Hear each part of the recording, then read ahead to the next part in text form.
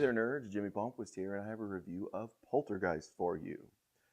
Now, most times remakes really don't stand up to the original, but in this case, and I know, but I'm not a real big fan of the original. It's a good movie, yes. I enjoyed watching it, yes. But to me, it doesn't stand up there with the all-time greats of horror. So I was actually excited when they announced a remake. And then when I saw the trailer, I was really excited. I'm like, wow, this looks better than I had imagined they would do.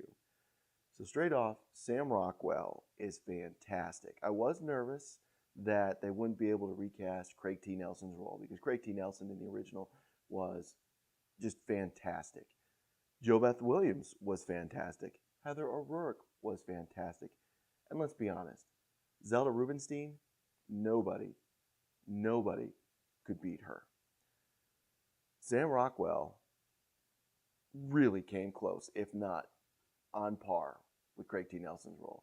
He was basically the highlight of the film. I thought his acting was great, his smart-ass comments were great, and his humor that he brought to it was great, which I really enjoyed this movie in that respect, in that it had some humor, and it didn't have humor like the first one where we get into this neighborhood, we're driving around, dude on the bike has beer, falls off, and then the fight between the neighbors over who rules the TV.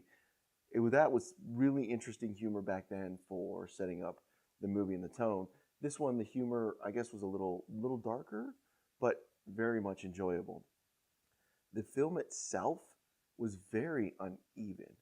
I thought they introduced things, used them once, and then they were gone. I think they could have followed through on a lot more things. And this even goes to the ending. It just seems that, boom, all of a sudden we're done. It felt like a short movie. When I checked my watch, it was only an hour and a half. So I was disappointed in that respect. There were some gotcha moments that they got me. I'm a horror buff. I've seen tons of horror films. Rarely does a horror film get me. There are a couple of instances where they got me. The movie does borrow heavily from the original. We still have the creepy tree. We have the closet with the vortex to the afterlife sort of thing. A lot of scenes are almost verbatim what they were in the original, but they're just updated.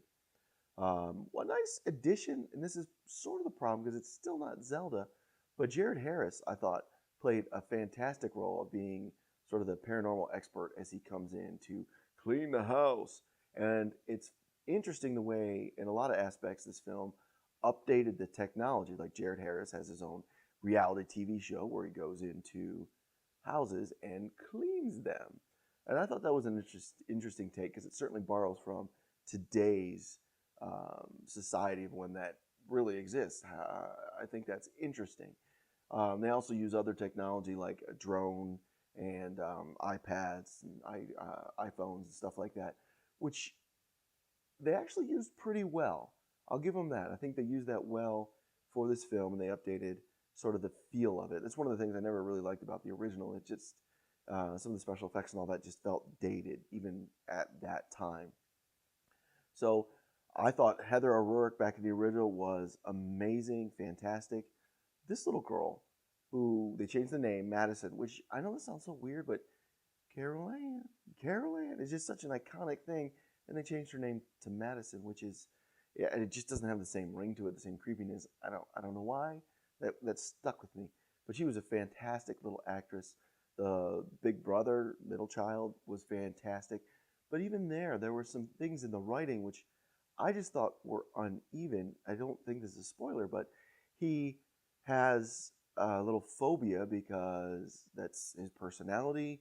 And there's an instance where they describe the mother accidentally lost him in the mall, couldn't find him, and that created more anxiety.